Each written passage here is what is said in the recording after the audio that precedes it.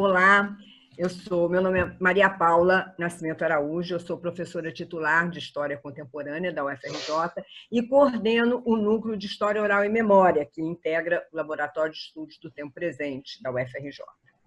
Nós vamos apresentar uma atividade ligada ao estudo das fontes para o ensino da história da ditadura militar nas escolas. Por que nós optamos por isso?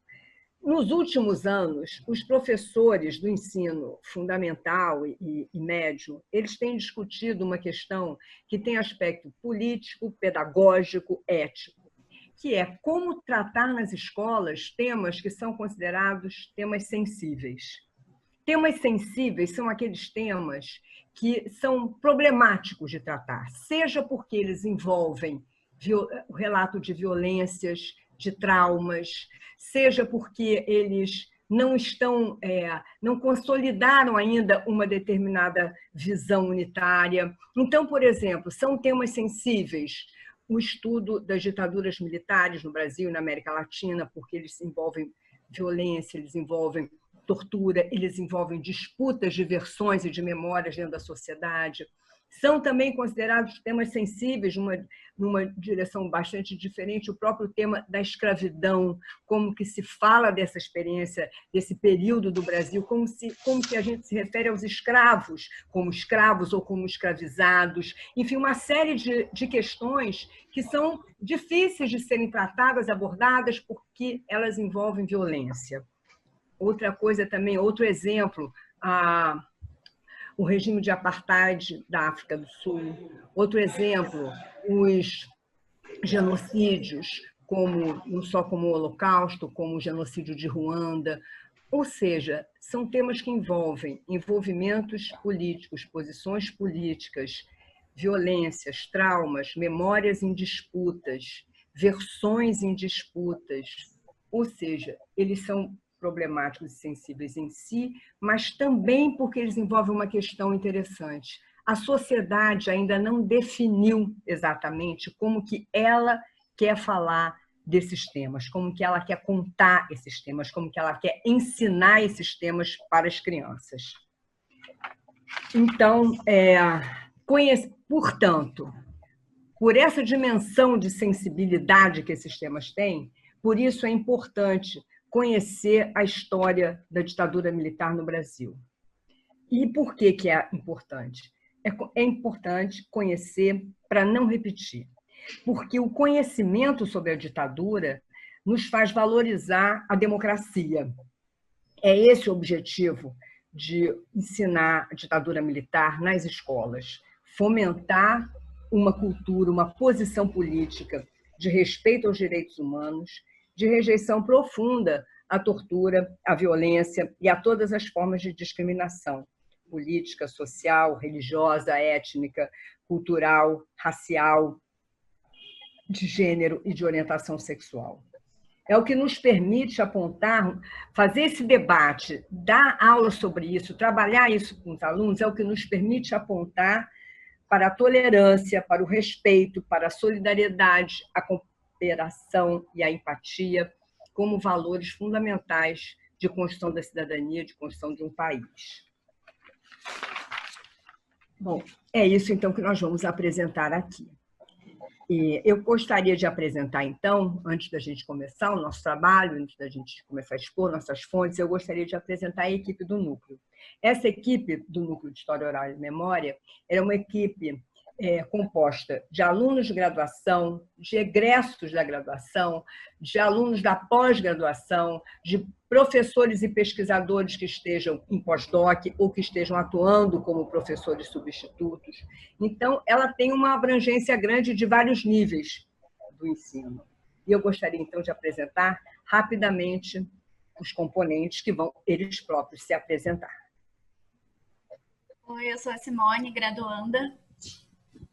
Eu sou Vinícius Potrick, graduando. Sou Ludmila, graduanda. Eu sou a Carol, eu sou mestranda. Vinícius, graduando.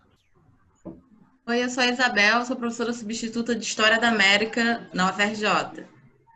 Oi, eu sou a Isadora, sou recém-graduada. sou a Bárbara e sou doutoranda. Sou Laís, também doutoranda. Eu sou o Rodrigo, Ótimo. faço parte da equipe técnica e sou graduando e monitor da professora Maria Paula.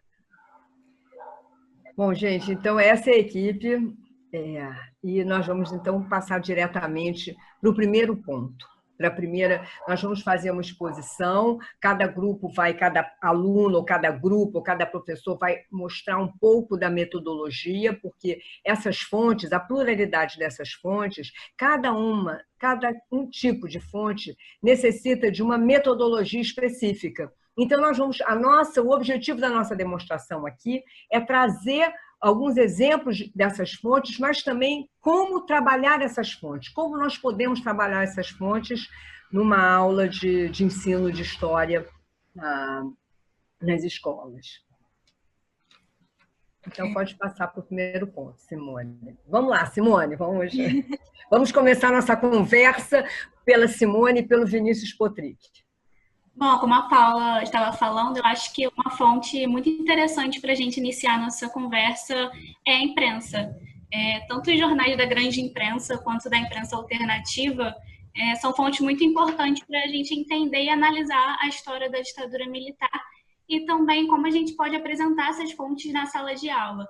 E aí uma questão muito importante para a gente trabalhar com os jornais como fonte histórica no geral é entender que a imprensa nunca é neutra e apresentar essa questão para os estudantes, né? A imprensa exerce um papel político na contemporaneidade e constrói uma narrativa.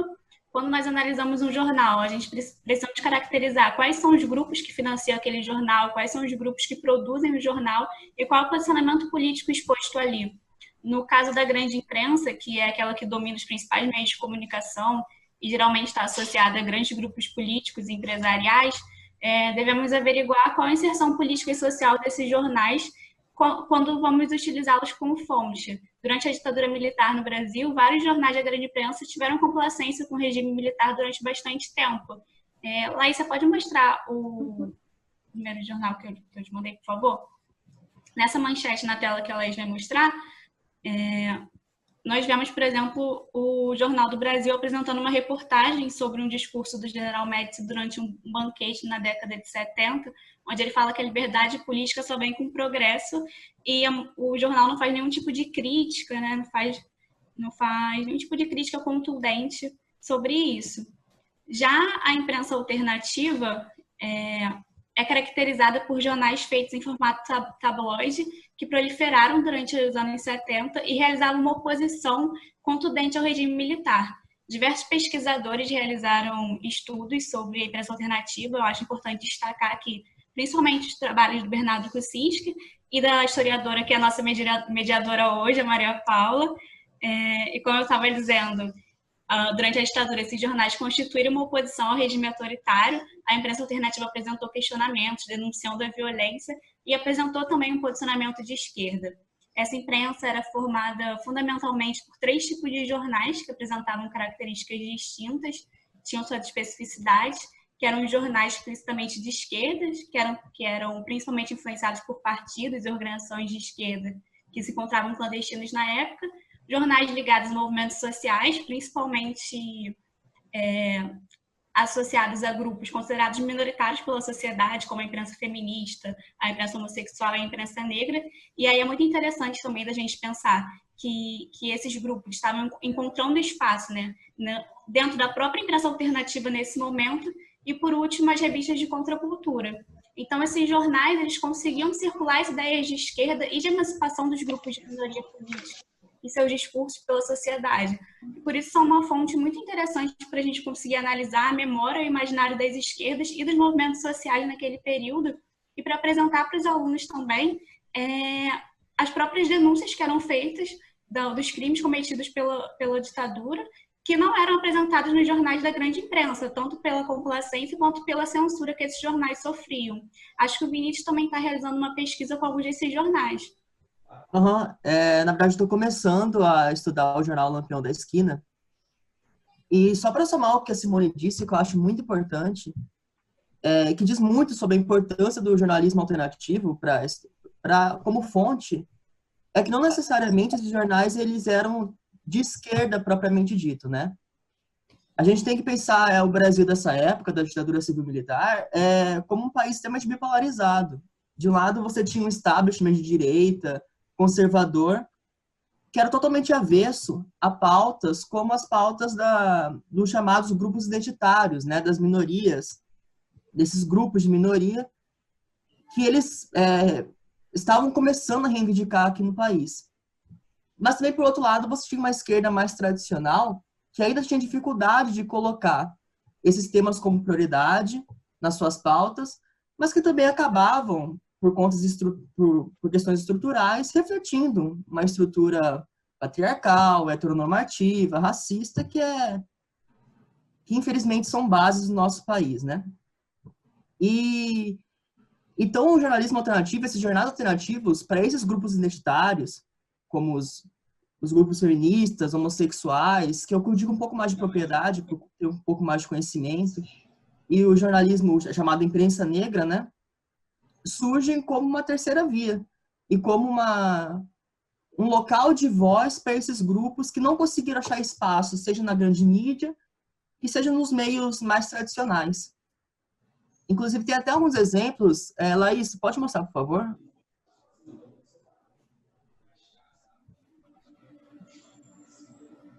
Bom, aqui são exemplos de jornais identitários, né? Os dois primeiros é do Lampião da Esquina, que talvez seja o primeiro grande jornal homossexual do nosso país, no Brasil. O terceiro é o Tição, um jornal importante do período da chamada imprensa negra. Acho interessante notar no Lampião que, mesmo originalmente, ele não se auto-identificando como jornal de esquerda, ele fazia, em quase todas as suas edições, críticas diretas ao regime, né? No primeiro, a gente tem a primeira edição do jornal, que é uma denúncia que eles fazem da perseguição política sofrida pelo jornalista Celso Cury por conta da sua coluna homossexual no jornal Última Hora. Celso Cury foi perseguido pela lei da imprensa. E o segundo exemplo aqui do Lampião é o anúncio que eles deram que a Anistia Internacional tinha reconhecido os presos homossexuais como presos políticos. E isso foi muito bem-vindo para a época, que era uma época de reivindicação da anistia e tal. Pode passar para outro slide, por favor? Aqui a gente tem mais alguns exemplos de jornalismo identitário, né? Jornais feministas, no caso. Os dois primeiros é do Brasil Mulher, também com esse viés de crítica e de denúncia do governo, seja em apoio às manifestações de 1º de maio, ou então da própria propaganda de anistia. E o terceiro é o Nós Mulheres, também jornal feminista importante da época. E vale salientar que o jornalismo feminista, esses jornais alternativos, foram muito importantes, inclusive, para trazer uma nova visão de política, até em contraponto, como eu estava dizendo, também à esquerda tradicional, né? Por trazer uma visão mais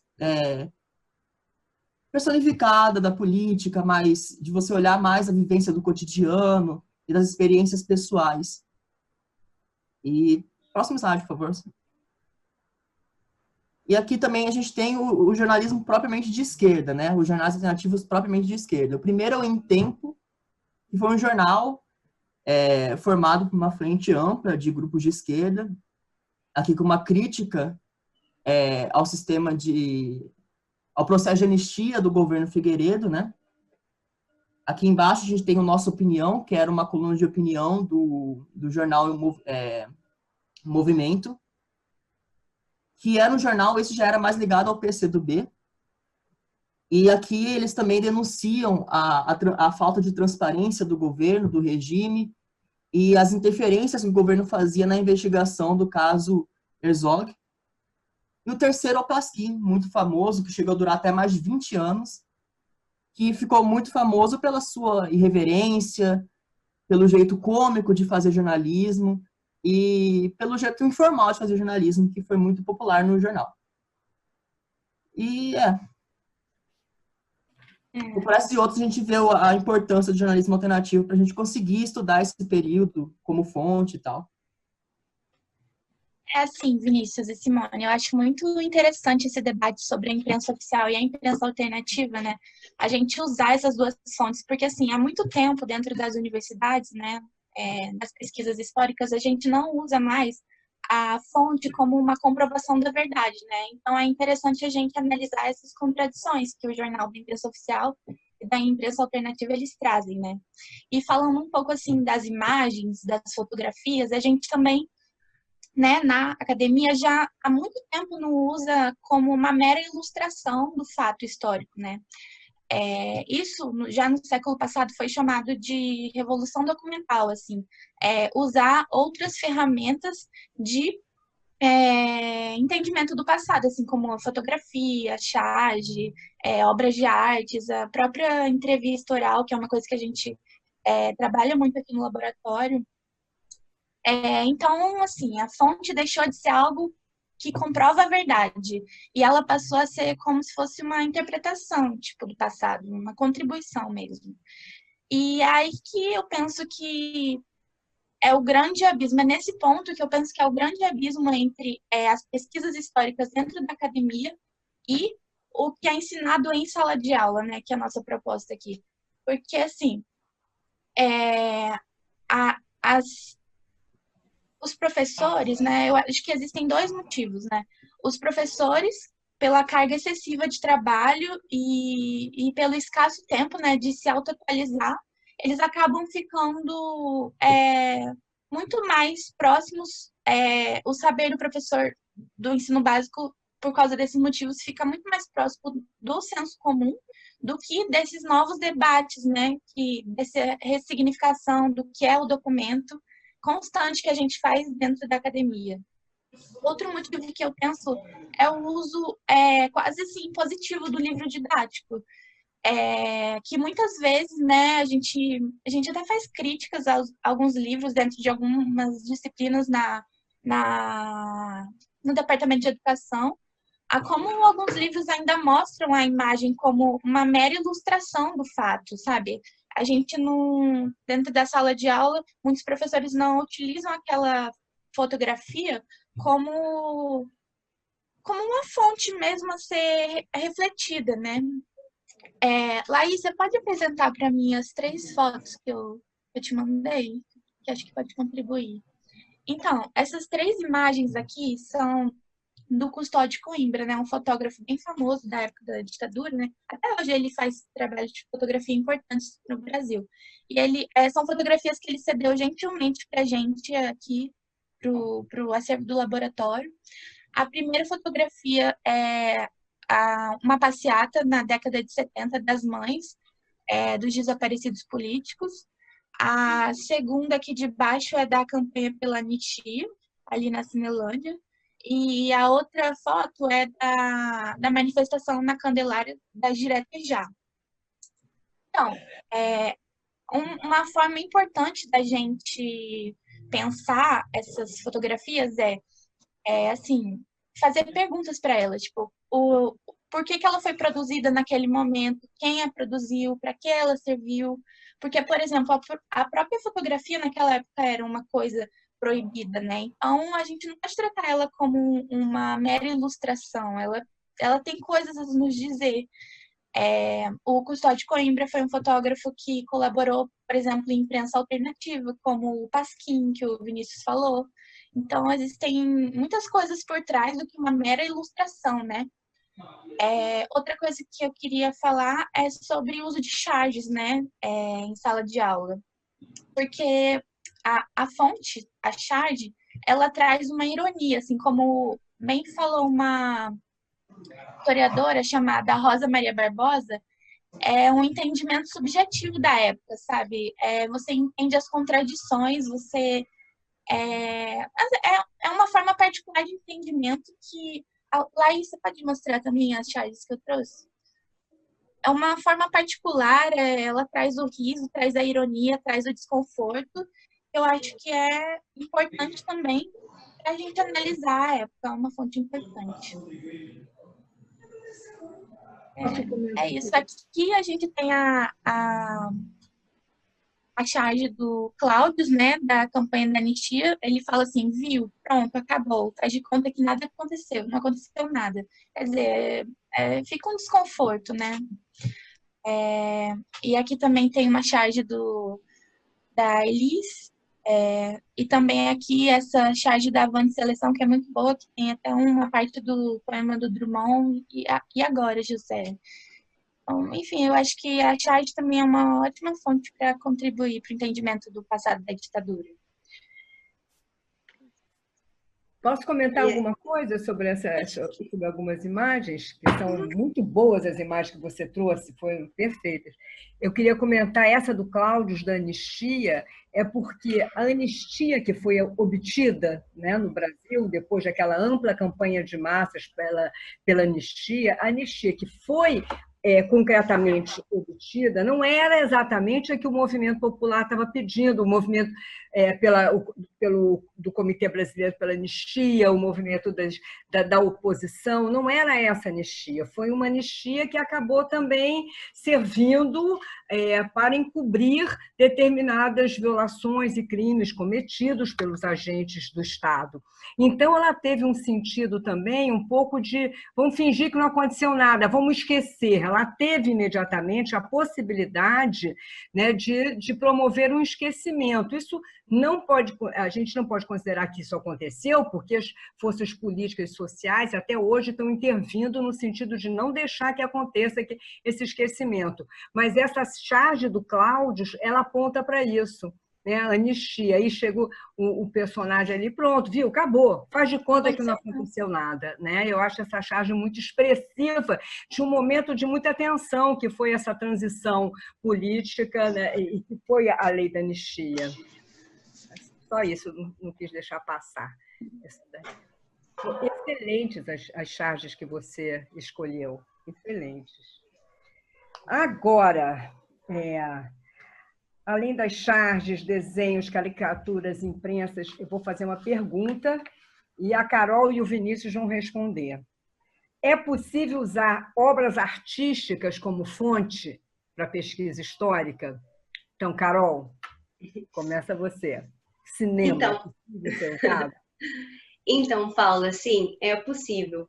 Pensando no que a Simone, o Vinícius e a Ludmila estavam falando, né?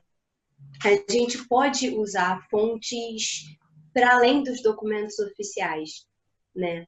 E aí um outro material que pode ser usado como fonte histórica para a gente ou para o professor também é o cinema, seja ele ficcional, né? Ou mesmo documentário. Tem um professor chamado Marcos Napolitano, que ele fala que a gente pode usar o cinema de 3 formas como fonte, né? O cinema na história, a história no cinema ou a história do cinema. Então, pensando assim, toda vez que a gente usa um cinema como fonte, um filme como fonte, a gente está usando, o cinema na história. Os filmes podem ser percebidos pelo público como uma verdade histórica, mesmo que eles não representem a verdade concreta dos fatos. Mas ainda assim é possível para o pesquisador perceber como o diretor entende aquela realidade que está sendo retratada no filme. E aí, pensando nisso, a gente pode trabalhar com o filme, seja observando a obra em si, ou seja, a história que o filme conta, ou observando os elementos que estão por trás das câmeras, né? Como, por exemplo, quais os caminhos que o diretor escolheu ao fazer o filme, como se deu a construção dos personagens, né, dentro daquele enredo proposto, o contexto de produção do filme e como ele foi divulgado. E para pensar como o cinema pode ser utilizado como fonte, eu vou fazer aqui alguns filmes e pensar como usá-los. Laís, você pode mostrar os pôsteres, por favor? O primeiro filme que eu trouxe é um filme chamado Pra Frente Brasil. ele foi feito em 81, ou seja, ele foi feito durante a ditadura ainda. E aí, só esse elemento mostra um dos elementos que se pode trabalhar como fonte, ou seja, como aquele filme foi produzido e foi construído seu enredo durante a ditadura. O filme conta basicamente sobre um personagem de classe média que é confundido com um militante e vai parar nos chamados porões da ditadura, né? Tudo isso no meio da Copa de 1970, que o Brasil ganhou. Pode passar o próximo filme, por favor, Laís? Uhum. Só uma coisinha. É isso. Para a gente, para você, sobretudo, Carol, que trabalha com história do cinema, é óbvio, mas para nem todo mundo é. Ele está de cabeça para baixo, o personagem, porque está simulando o fato de ele estar pendurado num pau de arara, que deixava as pessoas assim, de cabeça para baixo. Próximo filme, por favor, Laís. Aqui.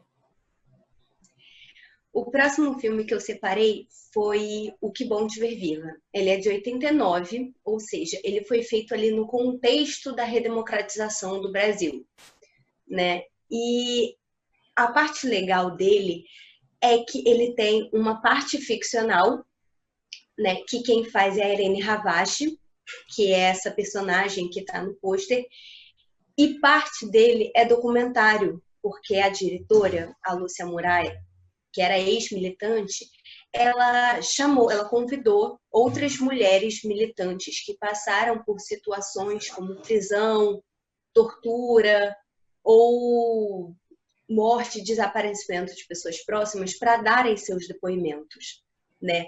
Então, ele é muito interessante para você pensar como se deu a construção da parte ficcional do filme, da personagem da Irene Havashi, e como isso casou com os depoimentos reais das mulheres que foram convidadas para o filme, né? Laís, pode passar o próximo filme, por favor?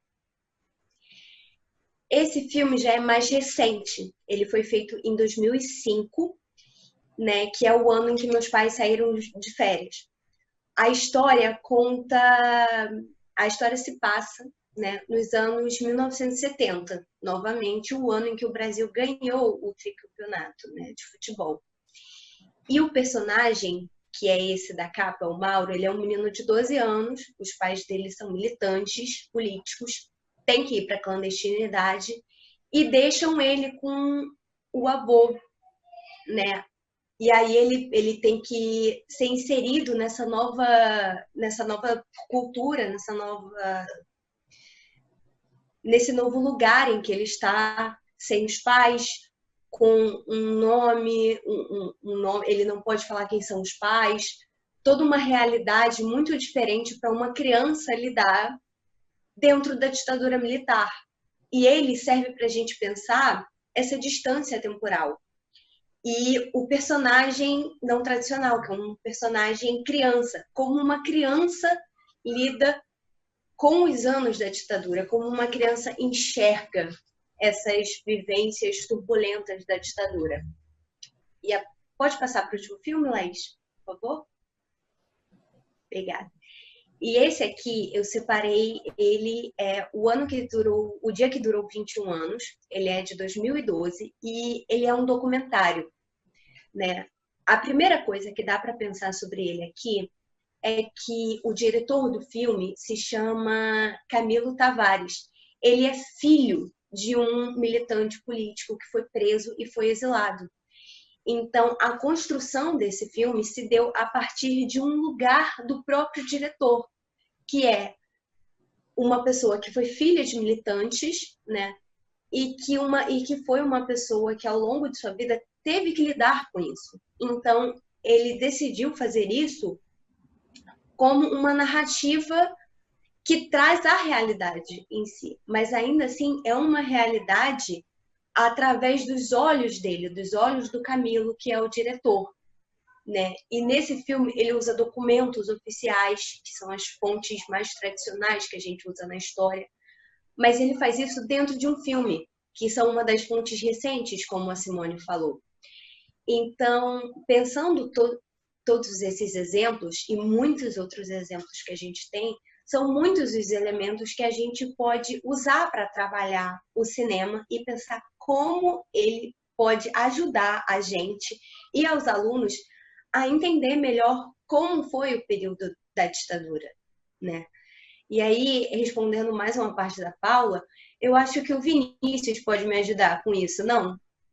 Ouvindo vocês falando sobre a possibilidade mais alto, Vinícius.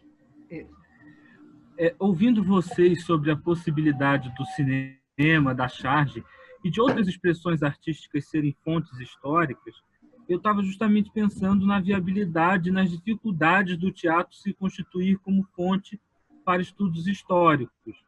Eu penso que o principal desafio é o fato de o fazer teatral, a ação, está intrinsecamente ligado ao momento exato em que os atores e as atrizes estão no palco, em cena, interpretando um personagem, dizendo um texto, fazendo determinados movimentos ou cantando determinadas canções. Isso que eu estou querendo dizer fica ainda mais evidente através da reflexão que o professor Henrique Guzmão, aqui da UFRJ, faz num livro, O Palco e o Tempo, Estudos de História e Historiografia do Teatro. Ele diz assim: o historiador do teatro, ao contrário do estudioso da literatura e da pintura, não tem diante de si as obras do passado às quais se dedica a estudar. É justamente essa ideia de que o tempo é implacável com o teatro, sendo essa uma arte do aqui e agora. Agora, quanto ao processo de estudo do teatro, é preciso olhar para o palco e para a sociedade, compreender a relação entre o mundo, a sua representação nos palcos e até mesmo o transbordamento de verossimilhança com esse mundo, ao passo que ele é apresentado no palco. Para falar do teatro na ditadura militar brasileira, há de se escolher, diante da multiplicidade da cena brasileira, com que movimento se deseja trabalhar. Com o circuito comercial, com os teatros independentes, com as montagens underground, ou ainda com o teatro amador.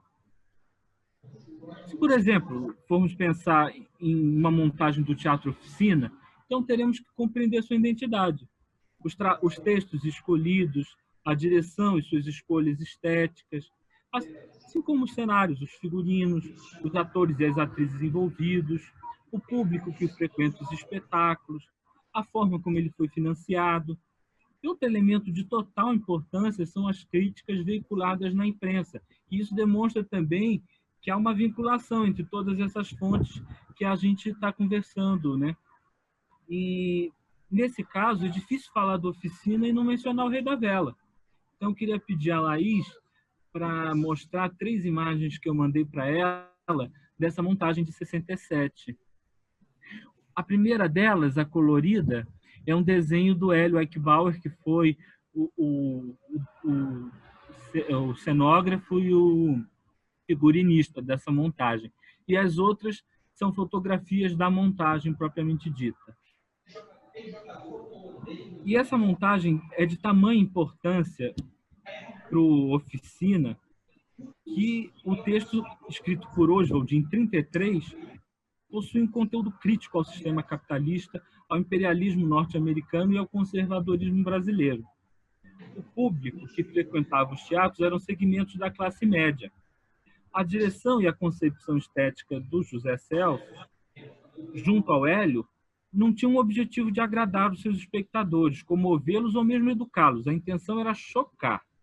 A crítica teatral do Ian Michalski, publicada no JB, no Jornal do Brasil, reconhece o encontro entre 2 gritos de ensurdecedora liberdade. Isso que eu estou dizendo é uma citação. Então, fica aí, entre aspas, da crítica do Ian Michalski. Esse encontro que ele cita é o encontro do Zé Celso com Oswald de Andrade. E aí eu mandei para a Laís uma imagem atual do Zé Celso que eu acho que traz um pouco dessa proposta do Teatro Oficina, que é uma proposta altamente política, que é radical no conteúdo e na forma. A ideia de que, através do choque, se daria uma ruptura e o início de uma crítica profunda à sociedade e seus valores conservadores. Então, eu acho que é super possível utilizar o teatro como fonte para estudos da ditadura militar. Vinícius, que idade o Zé Celso está agora? Ele já está com 80? Mais de 80, mais de 80. Impressionante, né? A vitalidade é uma coisa, Em 2019, ele remontou... Fala mais alto. Em 2019, ele remontou o Roda Viva, que também é uma montagem que ele fez na década de 60, e em 2018 ele remontou o Rei da Vela. Em 2018 fez data de comemoração de 50 anos do primeiro Rei da Vela. Tá certo. Deixa eu só comentar uma coisinha que você falou, que eu acho assim, um tremendo desafio para quem estuda teatro, é porque realmente o pesquisador que estuda o teatro, ele não tem na mão o seu objeto, né? Porque o que se estuda o teatro? A montagem aconteceu uma única vez, depois não aconteceu mais. Então, o que você pega? Qual é a matéria-prima? É o texto escrito da peça? São fotos da montagem? É uma peça filmada? É a sua própria lembrança de como que foi aquela montagem? É um desafio, é inacreditável, é muito interessante mesmo. Um filme é um filme, tá lá, você pode vê-lo e revê-lo, parar a todo momento, examinar quadro a quadro. Uma música também, um poema também, charge, imprensa, mas o teatro é algo que acontece, é um acontecimento único. Porque mesmo se você pensar uma peça só, ela, a cada vez que ela é montada, acontece uma coisa diferente. Então, é impressionante, é um objeto diáfano, né? Digamos assim. Isso.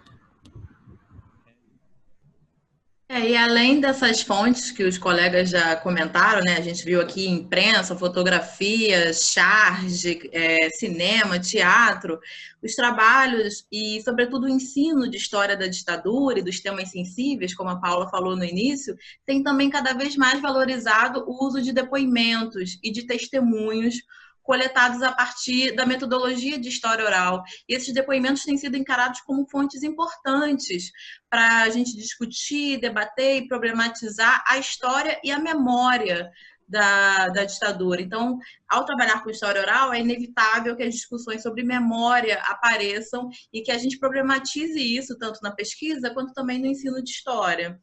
Esses testemunhos, eles nos permitem compreender as construções, as estratégias, melhor dizendo, as estratégias de ação, as estratégias de representação de indivíduos e de grupos em diferentes contextos. Ou seja, esses testemunhos eles podem servir de matéria-prima para a gente compreender os usos políticos do passado.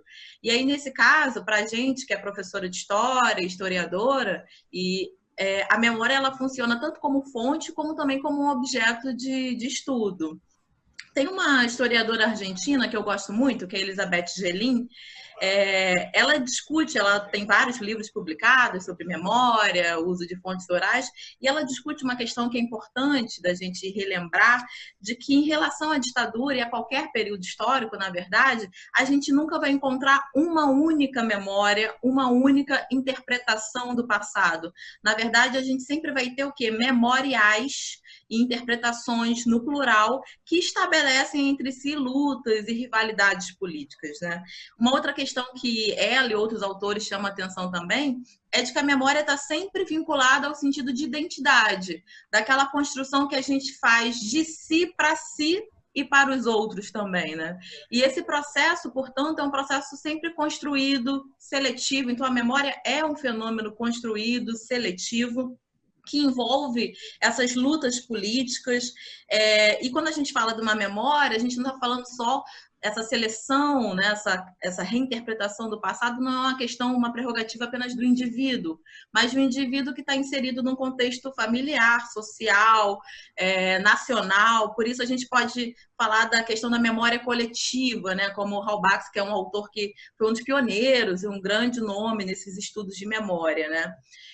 Quando a gente fala de memória, a gente também fala de esquecimento, já que as recordações, inevitavelmente os esquecimentos, são como se fossem as duas faces de uma mesma moeda, né? E, de uma maneira geral, esse olhar retrospectivo, ele elege, seleciona o que deve ser lembrado em detrimento de outros fatos que vão permanecer no esquecimento. Mas, diante de novos contextos e de novas demandas, esses fatos que estavam no esquecimento podem emergir ao palco da memória. Isso vai depender sempre dos embates do presente. Tem uma frase que eu gosto muito, do Paul Ricoeur, que diz que a memória é o presente do passado, justamente para dar a ideia de que esse processo de reinterpretação vai estar pautado pelos embates do presente. Alguns historiadores, e na verdade pesquisadores de outras áreas, chegaram a questionar um pouco os limites ou os perigos de se trabalhar com essas memórias.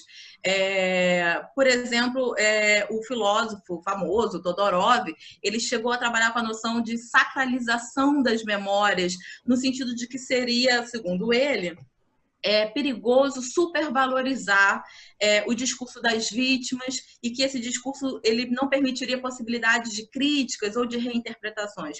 Mas essas críticas e essas questões já foram superadas dentro da metodologia de história oral, justamente apontando as especificidades das fontes orais.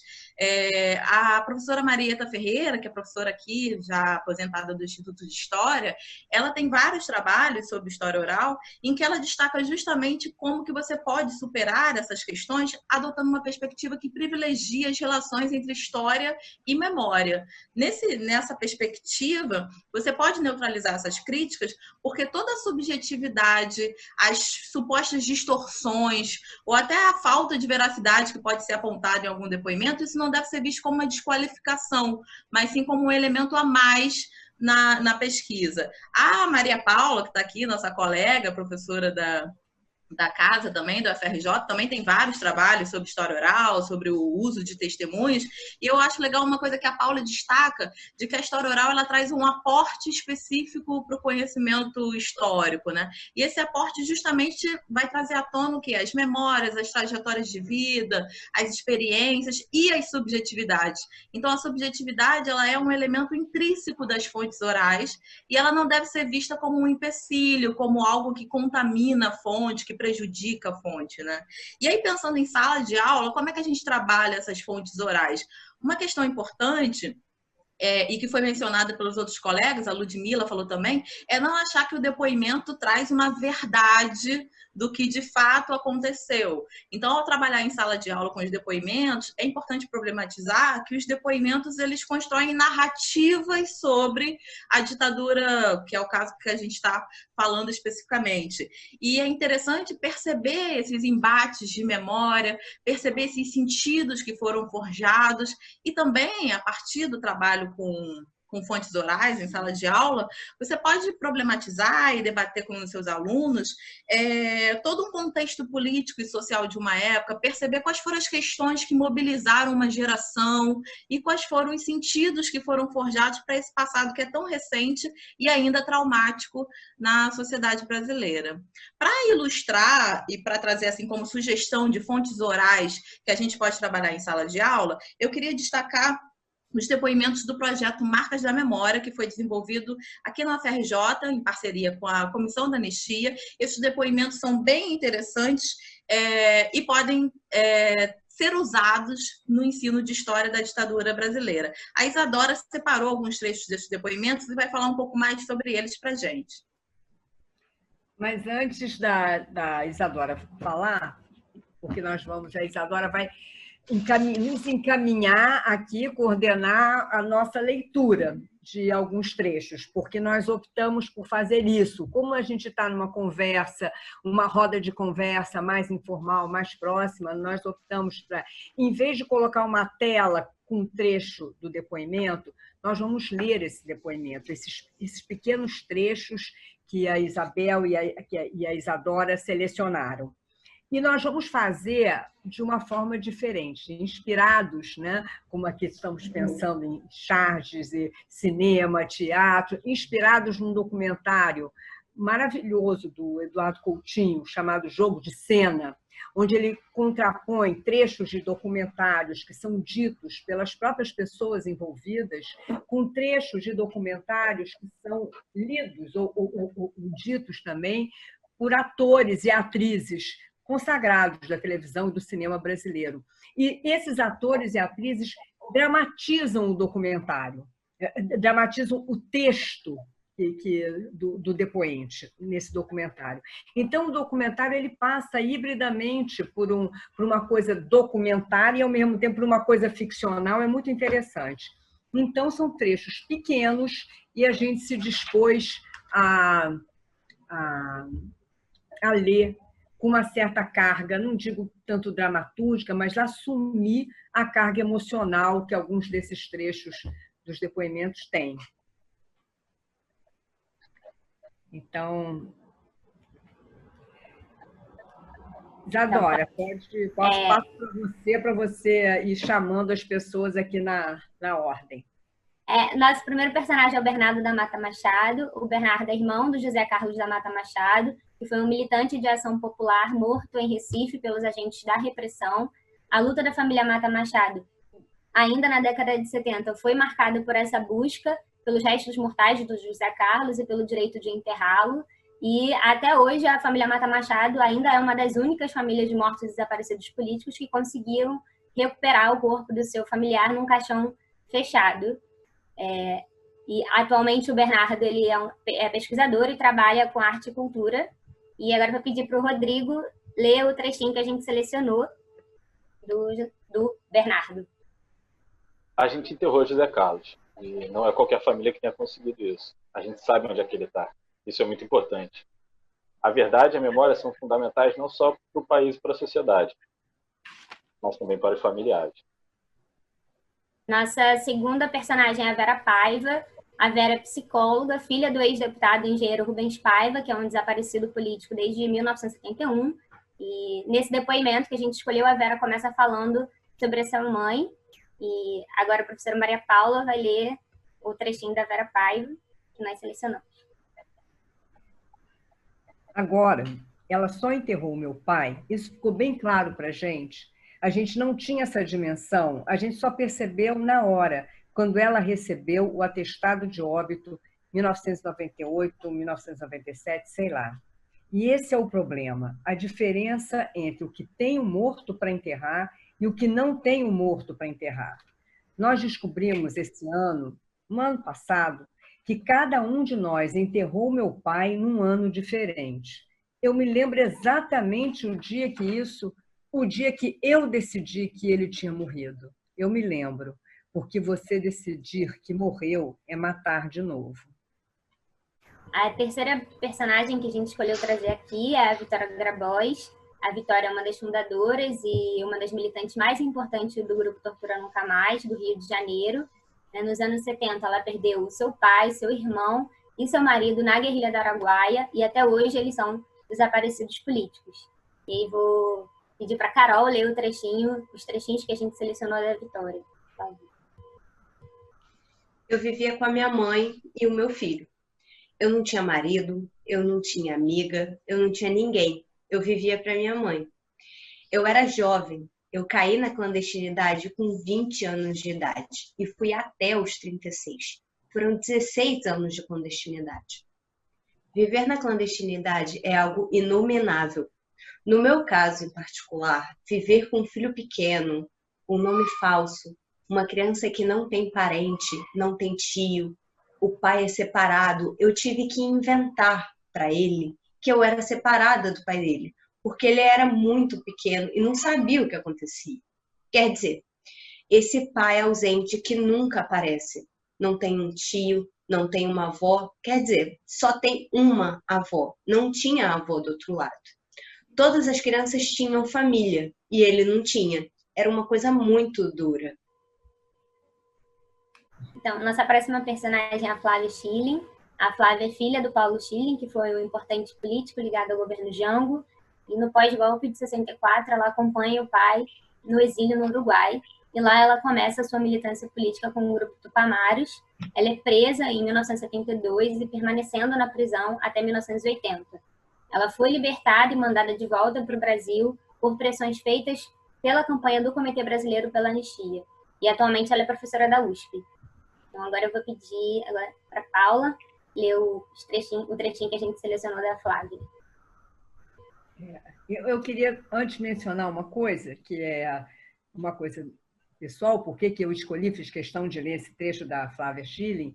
Eu era estudante na época, entre 79 e 80, e participei muito ativamente da campanha que o Comitê Brasileiro pela Anistia, o CBA, moveu para trazê-la de volta para o Brasil. E eu me lembro que eu ficava muito emocionada com a foto dela presa, ela muito enfraquecida, e eu fiquei muito tocada por isso. Depois, muitas décadas depois, no projeto Marcas da Memória, que nós constituímos um acervo de depoimentos, eu tive a oportunidade, e para mim foi muito importante, de entrevistá-la. Então, por isso, eu escolhi ser também a relatora, né, do texto dela, que eu vou ler um texto curto. Se o exílio é estar com malas prontas o tempo todo, que isso é uma situação de um desgaste também inacreditável, a clandestinidade é a tua morte social. É uma situação que até hoje eu não gosto de lembrar, porque exatamente você não vive socialmente. Ele é um tempo em branco. Ele é um espaço vazio, é de uma inutilidade, assim, ele é de uma brutalidade. A clandestinidade é um momento terrível, porque você não faz nada, você só se esconde, você não existe. Agora nós temos o nosso último personagem, que é o Alberto Sprecher, vulgo Mará. Ele foi preso em 1971, numa blitz no Rio de Janeiro. Ele foi editor da Relume do Mará e atualmente ele é editor da Ponteio. E eu vou pedir para o Vinícius ler o trechinho do Mará que nós selecionamos. E aconteceu. É uma coisa muito importante na minha vida. Eu li o Grande Sertão Veredas. Todo o tempo do mundo para ler. E foi muito importante porque eu descobri o que era a literatura. Eu lia livros, mas não imaginava o que um livro podia fazer com uma pessoa que, no caso, estava presa e lendo Grande Sertão Veredas. Estava no mundo livre, correndo naquelas guerras e não sei o quê, do romance do Diadorim, do Riobaldo, e a coisa era tão forte que um dos meus maiores sofrimentos dessa época era o livro ficando fininho. Tá bom, né, gente? Acho que tá bom. Foi uma boa opção a gente ler. Ficou bonito. Dramaturgicamente esse. Uma outra questão que eu estava aqui pensando é que, além de a gente está falando de várias fontes, né? Agora falamos das fontes orais, e um outro conjunto de fontes que a gente também pode utilizar tanto para pesquisa, e tem sido até utilizado mais na pesquisa, mas também é possível trabalhar em sala de aula, são os chamados arquivos da repressão. E é interessante destacar que uma das facetas, uma das caras da ditadura brasileira foi justamente a montagem de uma grande estrutura policial, burocrática, baseada na coleta de informações, investigação, vigilância, capturas, interrogatórios, tortura. E toda essa estrutura, ela produziu um enorme conjunto documental. Aliás, o Brasil, de todos os países da América do Sul, é o país que possui a maior quantidade de documentos produzidos pela repressão durante a ditadura. Então, a gente tem um quantitativo muito significativo de documentos, desses documentos que são considerados chamados arquivos da repressão. E esses arquivos da repressão, eles compõem um conjunto maior dos chamados arquivos sensíveis, que são arquivos que foram produzidos, como a Paula falou logo no início da nossa conversa, da questão dos temas sensíveis, esses arquivos foram produzidos nesses momentos ou de regimes repressivos, totalitários, ou relacionados às guerras étnicas, guerras de descolonização. E esses arquivos sensíveis, a gente pode, assim, de uma maneira rápida, dizer que eles estão divididos em 4 tipos documentais, ou seja, 4 conjuntos de documentos que formam esses arquivos sensíveis. O primeiro é esse que eu falei, que são os arquivos produzidos pelos órgãos da repressão e da inteligência. Aí você vai ter relatórios, prontuários, telegramas, os depoimentos que foram coletados em interrogatórios com tortura, sem respeito aos direitos humanos.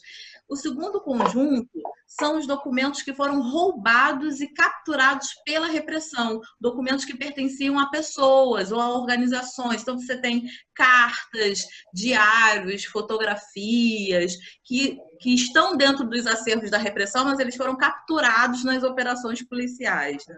O terceiro conjunto são os documentos sobre a repressão, que foram produzidos ou coletados ao longo ainda da ditadura pelos familiares de mortos e desaparecidos, políticos, pelas organizações de defesa de direitos humanos.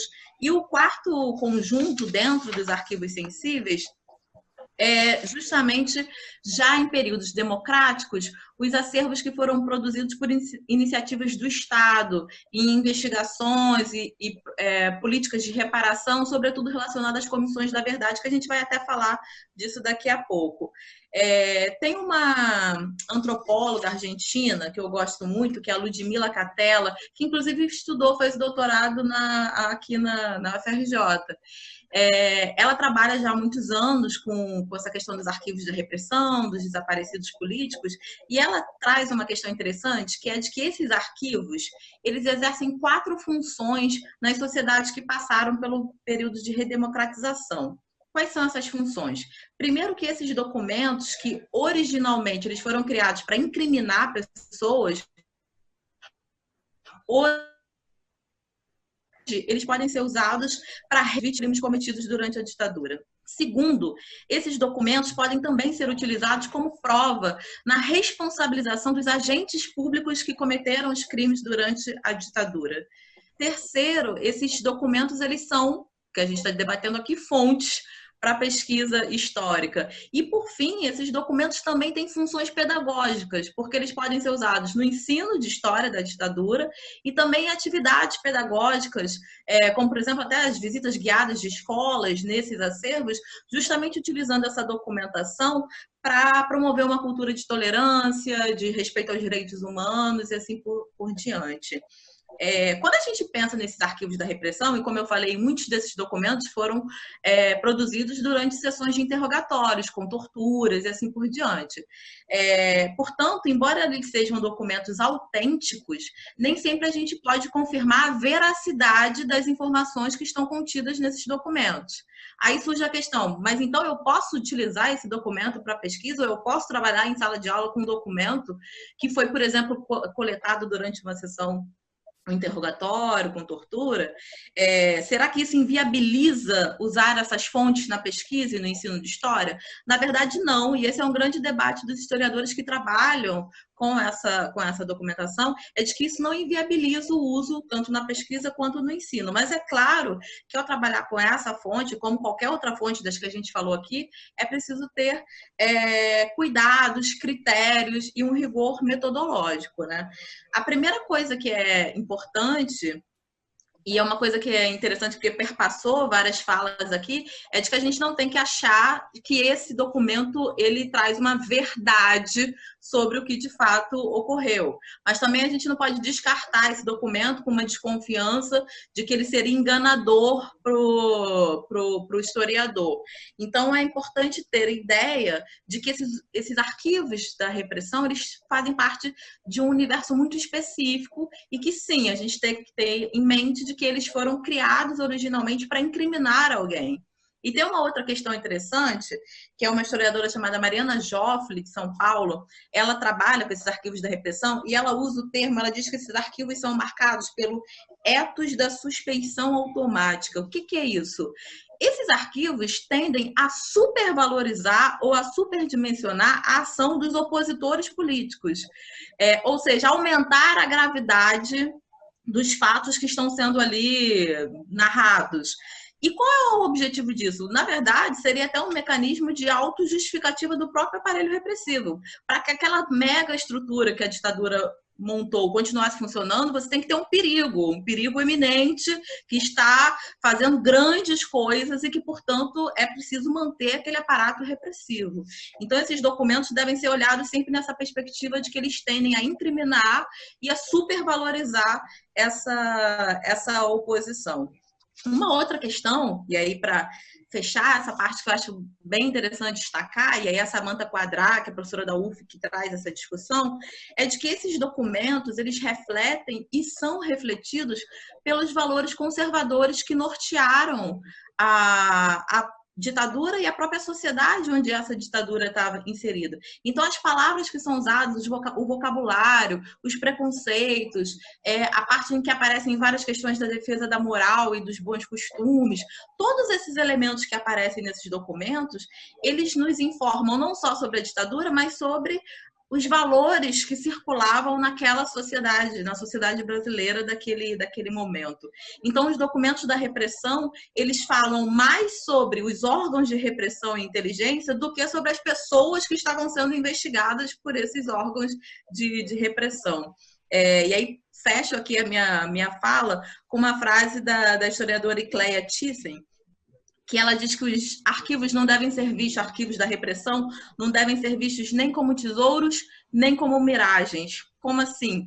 Esses arquivos não são tesouros no sentido de que revelam a verdade do que aconteceu, mas também não são miragens que ofuscam, que atrapalham a visão e o olhar do historiador. Na verdade, esses documentos devem ser vistos como mais um elemento de construção de memórias sobre a ditadura, assim como diversas outras fontes que a gente está mencionando aqui. E além disso, né, como eu falei, dentro desses arquivos sensíveis, além desses documentos da repressão, a gente tem também os arquivos que são produzidos já posteriormente na democracia pelas comissões da verdade. Mas aí as meninas, a Laís e a Bárbara, que estudam mais essa questão, vão falar para a gente. Depois da gente ter falado sobre vários tipos de fontes, sobre as metodologias que cada uma delas exigem, sobretudo depois da exposição da Isabel sobre as memórias e os testemunhos amparados pela metodologia da história oral, falar da Comissão da Verdade é quase como um desfecho, porque ela reuniu uma gama documental grande, muito vasta, enquanto ela esteve ativa, e está totalmente disponível para consulta pública. Mas o que são essas Comissões da Verdade, né? As Comissões da Verdade, elas são dentre as várias medidas que um Estado que tem atravessado um período, um contexto de violação aos direitos humanos, pode adotar como forma de reparação às suas vítimas. E isso ocorre justamente a partir da investigação dos crimes cometidos no passado. As comissões, elas são instituídas pelo Estado, mas elas elas são impulsionadas pela demanda social, né? Normalmente pelos pais e pelos parentes, né, familiares de vítimas da repressão, pessoas que sofreram a violação direta ou indiretamente, e se ampara muito justamente nos relatos, apesar deles criarem vários outros tipos de documentos, sobretudo em cima dos relatos. E o objetivo dessas comissões, que elas têm um tempo determinado para trabalhar, é a produção de um relatório final que vai justamente trazer as conclusões e algumas recomendações para caminhar, né, no sentido de uma reparação e de evitar que novos acontecimentos desse tipo ocorram. É importante destacar também que existe todo um debate em torno do caráter não judicial desse mecanismo, porque apesar dessas comissões investigarem os crimes ocorridos, elas não têm atribuição de realizar julgamentos. Isso acontece porque na maior parte dos países em que essas comissões são implantadas, existem leis de anistia que impedem o julgamento dos crimes cometidos. Então, essas comissões se colocam, na verdade, como uma saída para o Estado investigar o que aconteceu, apesar de não poder julgar. E isso que muitas vezes é visto como um desafio para a comissão, pode ser visto também como a sua própria força, porque, como a pesquisadora Priscila Rainer coloca, isso possibilita que a comissão deixe de estar centrada em julgamentos individuais para conseguir centrar o seu processo nas vítimas e conseguir reunir uma grande quantidade de antecedentes sobre o que aconteceu e conseguindo também reunir uma certa história da repressão. Então, o que acontece é que essas comissões, elas contribuem para a revelação da verdade factual sobre esse período, revelando muitas vezes padrões de violações de direitos humanos. Então, elas auxiliam para que, como o jurista Celso Laffer fala, para que a avaliação do regime autoritário em matéria de violação de direitos humanos deixe de ser uma questão de opinião e passe a ser fatos abrangentemente apurados por uma comissão. E aí um outro ponto que a gente trabalha também sobre essas comissões, que é colocado pela professora Maria Paula, que está aqui mediando a gente, é que essas comissões, na verdade, também instauram na sociedade um debate sobre esse passado autoritário e violento, criando uma situação de enfrentamento desse passado. Então, dessa forma, as comissões, de verdade, são momentos privilegiados de disputa da memória, que envolvem toda a sociedade e buscam conformar uma determinada narrativa sobre esse passado investigado. E os seus informes acabam se tornando, então, uma primeira história geral desse período. Isso, E aqui no Brasil, tratando já do nosso caso, a Comissão Nacional da Verdade, ela iniciou os trabalhos em maio de 2012 e terminou em dezembro de 2014, justamente com a entrega do seu relatório final. É um relatório super extenso e que foi dividido em 3 volumes. O primeiro foca mais na questão da repressão, dos métodos, das práticas de tortura, de desaparecimento. O segundo se foca nos grupos, né, que sofreram, dos diversos grupos que sofreram essas violências, como indígenas, homossexuais e membros da igreja, das igrejas cristãs. E não apenas da maneira que eles sofreram, mas também como eles resistiram. E no outro lado, como a sociedade civil acabou apoiando, né, compactuando e colaborando com a ditadura. O último volume seria voltado para as vítimas, né, trazendo os relatos de todos os 434, né, casos de mortos e desaparecidos pela ditadura militar. Durante todo o tempo que a comissão esteve ativa, ela formou, como eu já falei, um acervo enorme, que inclui milhões de documentos, arquivos pessoais doados pelas vítimas e seus familiares, além dos depoimentos, que, né, acho que é tipo o carro-chefe, documentos das suas vítimas, mas também de alguns agentes da repressão. Alguns deles se falaram, né, daquele momento. E todo esse acervo também está disponível à sociedade através do Arquivo Nacional. E para a divulgação dos depoimentos e também das audiências públicas que a comissão realizou durante esses 2 anos e mais um pouquinho de atuação, existe um canal no YouTube, o canal da Comissão Nacional da Verdade, onde todos esses, não acredito todos, mas grande parte desses vídeos estão disponíveis, com os depoimentos e as audiências públicas. Enquanto a Comissão Nacional atuava em todo o país, surgiram também diversas comissões a nível estadual e municipal que auxiliaram a comissão a levantar esses dados. Uma das primeiras foi a Comissão do Estado de São Paulo, também conhecida como Comissão Rubens Paiva. Ela surge ainda em 2012. E aqui no Rio a gente tem um caso muito interessante, que é da Comissão Municipal da Verdade de Petrópolis. Ela surge a partir da demanda de movimentos sociais da região. Ela consegue ser regulamentada em 2015 e realiza seus trabalhos até 2018. Então, o relatório dela foi lançado muito recentemente.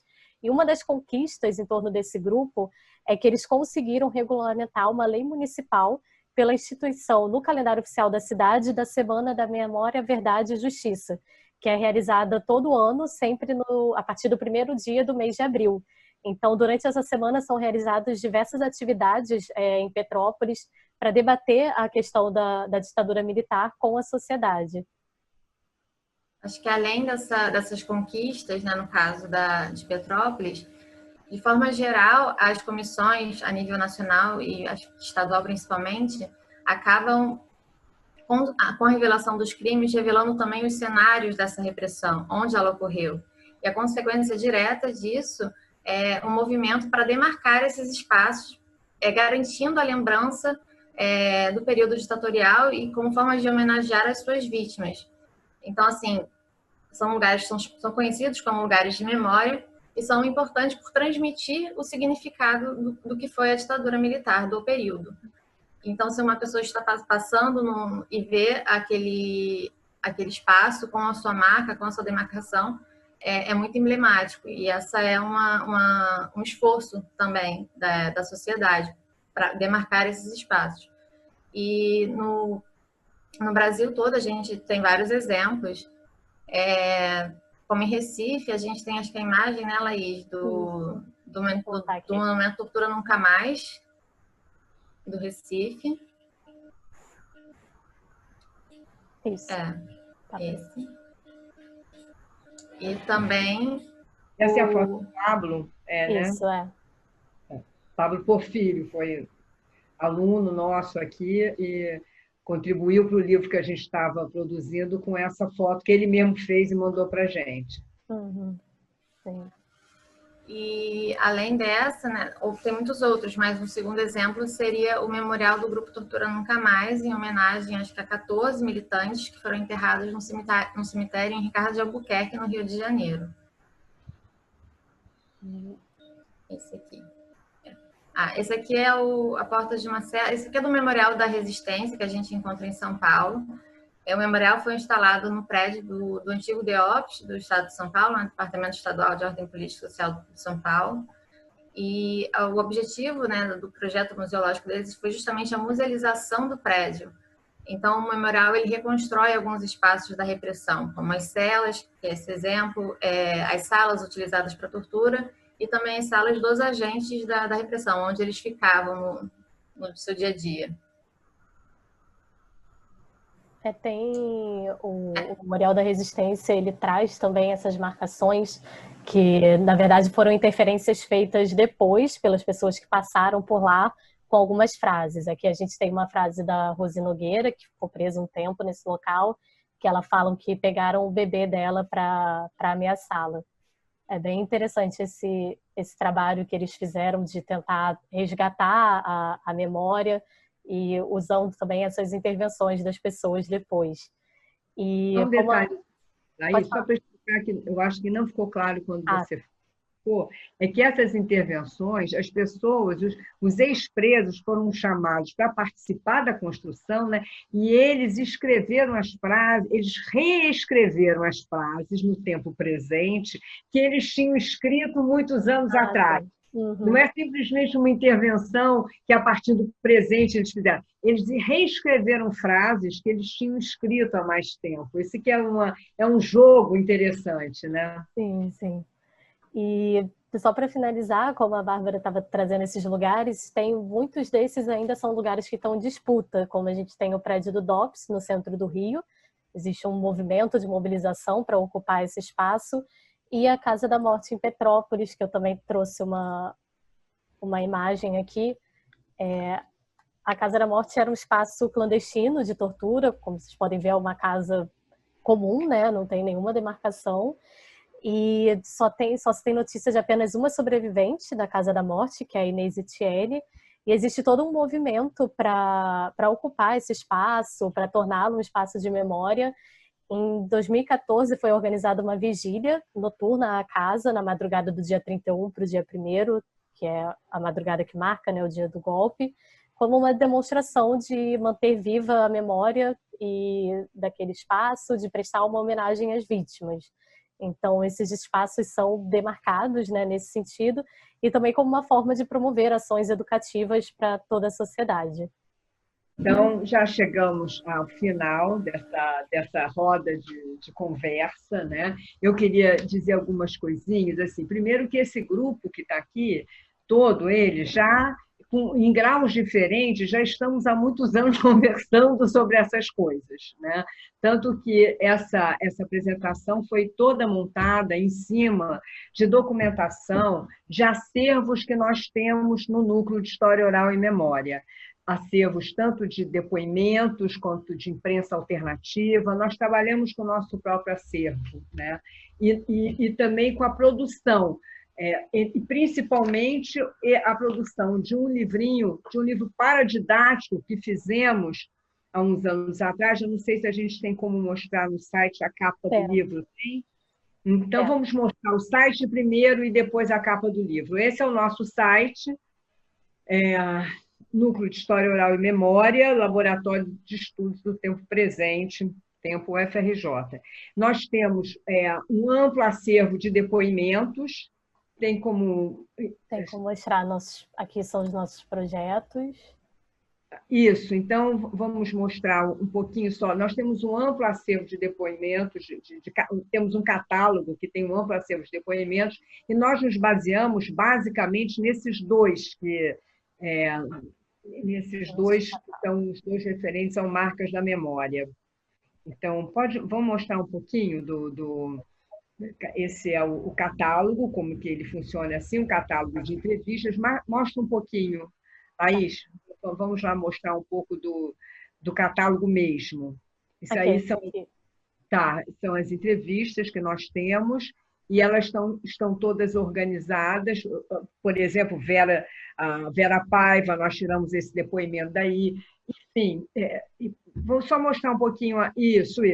Isso é só para mostrar como é que ele funciona. Ele tem uma foto do entrevistado, ele tem toda a transcrição, e agora eu queria mostrar a capa do livro. Então, relativo a esse assunto que nós estamos tratando, nós temos esse livro, Marcas da Memória, tem o documentário Memórias Femininas da Luta contra a Ditadura Militar, e esse livro paradidático. Dá um close nele, Laís, para ele ficar maior. Esse livro, ele foi produzido para servir exatamente ao ensino de história. Ele está disponível no nosso site para ser baixado gratuitamente, o download dele é possível inteiramente, e ele é bastante útil acreditamos, temos tido respostas de vários professores de que ele é útil para isso, para servir como material paradidático para escolas, né? Então, aqui estão as organizadoras, a Isabel e a Desirê dos Reis Santos, que trabalhava com a gente nessa pesquisa. Então, nesse núcleo, a gente começou, mais ou menos, esse núcleo, o início dele foi muito centrado no estudo da ditadura militar no Brasil. Depois ele foi se ampliando, e a gente também começou a estudar e a discutir não só as ditaduras, mas os processos de transição no Brasil e na América Latina. E por isso que eu disse que nós aqui, quase todos nós, uns entraram mais recentemente, mas há muito tempo que a gente vem discutindo isso, e tudo que a gente tem produzido está nesse núcleo de acesso fácil a todos. Eu queria, finalizando aqui, comentar que houve uma ausência, né, de uma fonte que a gente costuma usar, que é a música, mas que nós achamos difícil trabalhar tecnicamente com ela, né, uma roda de conversa mais informal, com poucos recursos além desses que o computador nos dá, e achamos mais difícil. Mas eu não gostaria de encerrar sem fazer o registro dessa fonte, que é uma fonte importante, sem mencionar, por exemplo, um historiador que chama Marcos Napolitano, que criou uma metodologia para que os historiadores trabalhem com essa fonte, onde ele dizia que uma música só pode ser entendida globalmente como fonte se a gente analisar tanto a letra quanto a melodia. A letra, porque é um texto que nos remete imediatamente a um significado que pode ser analisado. E a melodia, porque ela, de forma um pouco mais complexa, ela nos remete a um certo estado de espírito que pode induzir a uma situação de violência, de repressão, de melancolia ou de comemoração. Nessa chave se pode estudar algumas músicas, como, por exemplo, uma que se tornou, no meu entendimento, a música símbolo da ditadura militar, que foi composta por João Bosco e Aldir Blanc, uma homenagem ao Aldir Blanc, que morreu recentemente, que chama O Bêbado e a Equilibrista. Enfim. Eu vou colocar a melodia aqui para gente. Isso, só a melodia, para que a gente não incorra em nenhuma violação de direito autoral. Embora, pelo meu desejo, a gente poderia tocar a música toda como uma homenagem. Mas como isso é complicado, vamos colocar só a melodia. E primeiro verso: quem sonha com a volta do irmão do Enfio, que partiu num rabo de foguete, né? A referência ao exílio, a referência ao desejo de retorno, e principalmente no final, a equilibrista sabe que o show de todo artista tem que continuar. Da mesma forma que, uma comparação engraçada, infame talvez, o trabalho dos historiadores, dos pesquisadores, dos professores tem que continuar, e pode utilizar todas essas fontes que vêm sendo utilizadas, que foram mencionadas aqui e que são ricas para o professor, pesquisador, historiador. Então, eu acho que a gente pode encerrar aqui. Lud, pode deixar tocando a melodia. Eu acho que a gente pode, só a melodia, finalizar aqui, dizendo que essa é a nossa contribuição, que foi um prazer fazer essa roda de conversa que resultou nesse vídeo e que é a nossa contribuição para o Festival de Conhecimento da UFRJ. Obrigada. Obrigada, gente. Obrigada.